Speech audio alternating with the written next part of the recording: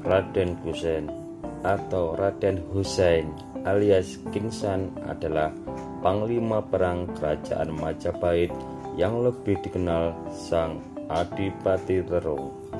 Beliau merupakan saudara berbeda bapak dari Raden Patah yang merupakan pendiri Kesultanan Demak.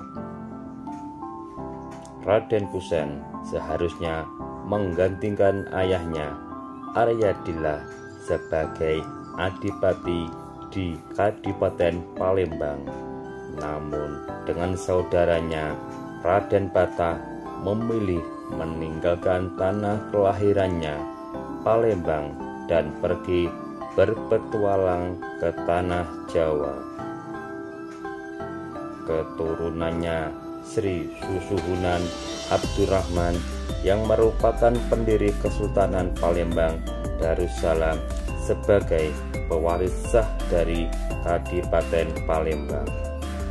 Menurut babat Tanah Jawi, Brawijaya V mempunyai banyak sulir, salah satunya Syubanji, putri Tionghoa dari Kiai Batong alias Tan Gohuat yang dicemburui oleh sang permaisuri Brawijaya, Ratu Dwarawati putri Campa. Brawijaya terpaksa memberikan Syubanji kepada adipatinya di Palembang, yaitu Aryadillah. Aryadillah mendapati Syubanji dalam keadaan hamil hasil perkawinan dengan Brawijaya yang kemudian melahirkan anak yang diberi nama Raden Bagus Hasan yang di kemudian hari dikenal dengan Raden Patah. Lalu Aryadillah menikahi Syubanji dan dikaruniai seorang anak yang diberi nama Raden Husain atau Kingsan. Raden Husain dengan Raden Hasan pun memulai perjalanan merantau ke tanah Jawa. Mereka singgah di Cirebon untuk menuntut ilmu dengan Sunan Gunung Jati.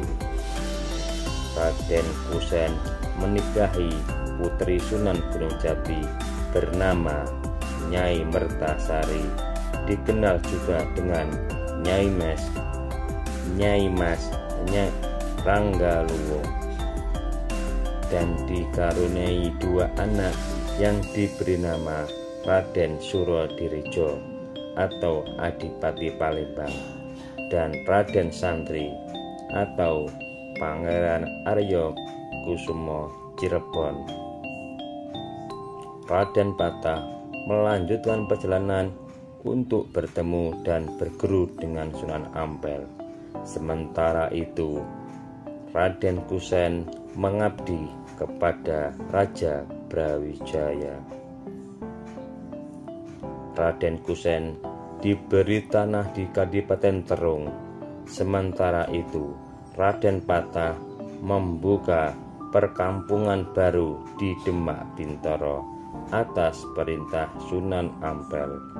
Mengetahui anaknya membuka lahan baru, Brawijaya memanggil Raden Patah ke hadapannya. Bukannya menghukum karena tidak memberikan upeti, Raden Patah ditawari untuk menjadi Adipati Demak. Setelah itu terjadi pengkudetaan yang dilakukan oleh Girindrawardhana kepada Brawijaya. Girindrawardhana mengangkat dirinya sebagai Raja Majapahit dengan gelar Brawijaya VI.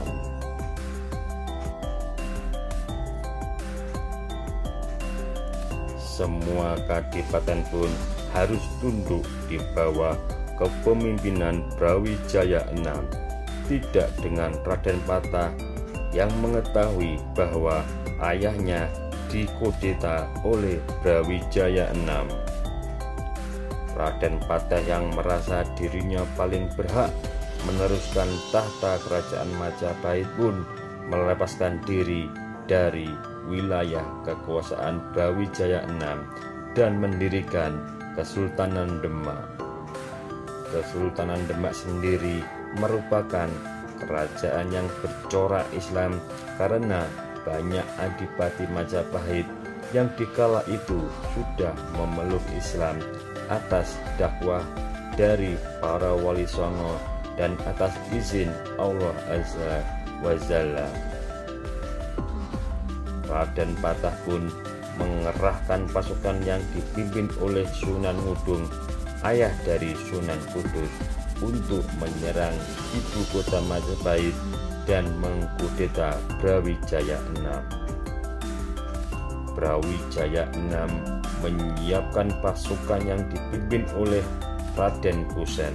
Serangan pasukan Kesultanan Demak mampu dipatahkan oleh pasukan Raden Kusen, dan terbunuhnya Sunan Ngudung oleh tombak yang tertancap di bagian dada oleh Raden Kusen membuat moral pasukan berkurang dan memaksa pasukan Demak untuk mundur. Setelah beberapa dekade, Raden Patah kembali menyiapkan pasukan yang lebih kuat dari pasukan pertama. Raden Kusen pun kembali dipercaya untuk menjadi panglima karena kesuksesan sebelumnya. Namun, pasukan Majapahit terdesak oleh pasukan Demak. Raden Kusen melarikan diri ke arah Blambangan, dan Kesultanan Demak berhasil menaklukkan kerajaan Majapahit, bertanda berakhirnya era kerajaan Majapahit.